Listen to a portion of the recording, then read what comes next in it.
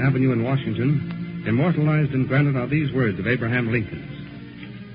The patent system added the fuel of interest to the fire of genius. The American patent system is perhaps the strongest single bulwark of democratic government. Under its protection and encouragement, inventive genius flourished and made of a small, struggling nation the greatest industrial power in the history of the world. Because of the contribution of the American patent system to civilization, the Patent Office.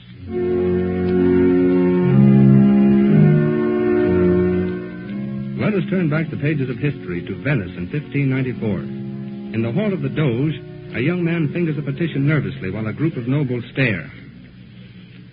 Very well, I am ready. Speak up, young man. If it please your highness, I have prepared a paper. Then read it quickly. Yes, your highness. Your humble servant has invented a machine for raising water and irrigating land at small expense and great convenience. It seems not fit that this invention, which is my own, be made the common property of everybody. I humbly petition your serene highness that you deign to favor me with a right, so that no one but myself or my heirs be allowed to make this new instrument. By reason of your benignity thereof, I shall more attentively apply myself to new inventions for universal benefit. Yes, go on. Well, that is all, my lord. You believe, then, that if I grant this right, you will apply yourself to other beneficial inventions? Yes, your highness. Very well. Scribe. Your highness? Cause to be entered that from this day on, for 20 years, no other man shall have the right to make this machine. Yes, your highness. Your name? Galileo.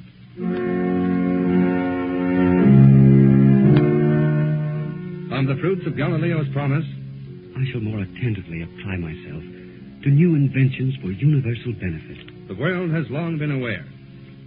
Thus was a young man, destined to be one of the world's greatest scientific minds, encouraged by the Doge of Venice.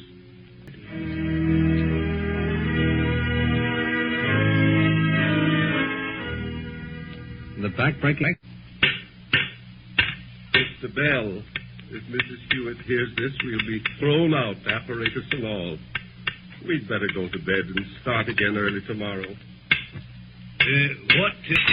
Oh, confound that hammer. There goes our room and board. Why?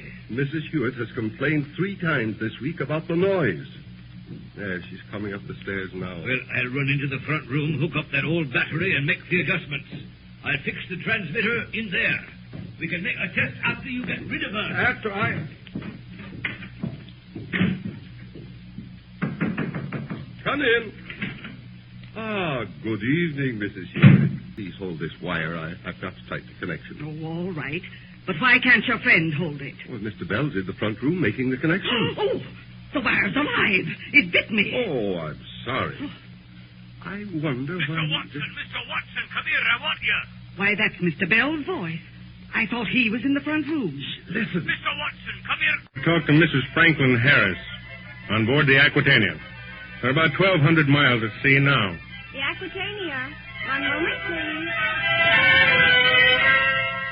It is long distance. Operator, this is the Amalgamated Smelling Company. Please cross-connect our offices in Seattle, San Diego, Chicago, Baltimore, and Tampa for a conference call. Just a moment, please.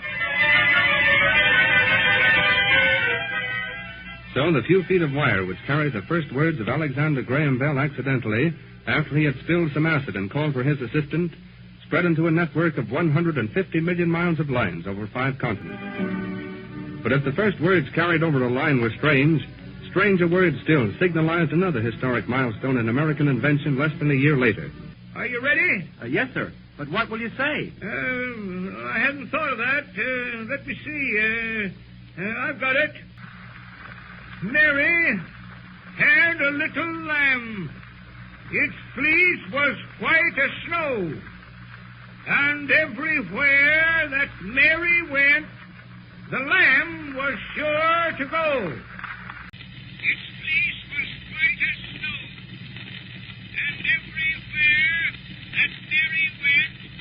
It works, Mr. Edison. It works.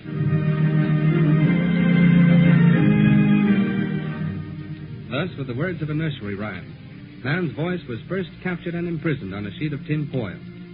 From its humble beginning, like all great new inventions, it inspired a host of other inventions, culminating with the sound motion picture. Edison's phonograph have the irate gods melt his wings and plunge him to his doom. Man has been rebuked for centuries for attempting to soar. It is a far cry from the songs of Ovid in ancient Rome and the dreams of Da Vinci in Florence 400 years ago to a bicycle repair shop in Dayton, Ohio in 1902. Here comes Father, Wilbur. Is his bike ready? Yep, just finished. Hello, Father. Hello, Catherine. Hello. Your bicycle's finished, Father. Well, I didn't come about that. Boys, you'll have to stop those glider flights. You've been disappointing the village undertaker for months. They couldn't stop now, Father. Oh, it's too late to quit. Your business is going to pieces. You're the laughing stock of the whole town. You'll both break your necks before you finish. Please, Father. You've already flown the glider. You've found out that it stays up. What are you after now? Power. Stand here, fellas. Sure. What do you want us to do? We want to lift this machine on the track. It weighs 750 pounds, but if the seven of us help, it shouldn't be hard. Is that all? All right, say when. No, over there. All right, all together now. Come on. Up with it. Good. Ease her down now. Easy. Yeah. Thanks very much, boys. Oh, that's all right. All right, Wilbur. Strap yourself in. No, Orville. We tossed the coin 4 days ago. But you won then, Will. Well, I had my chance. That restraining wire slipped. Yes, I know, and you didn't go up. So it's still your chance. Now, don't argue. We've waited long enough. Get in. As you say. Strapped? Yep. You got the benzene on? Benzene on. Got the switch on? Switch on. Give the propeller a crank. All right.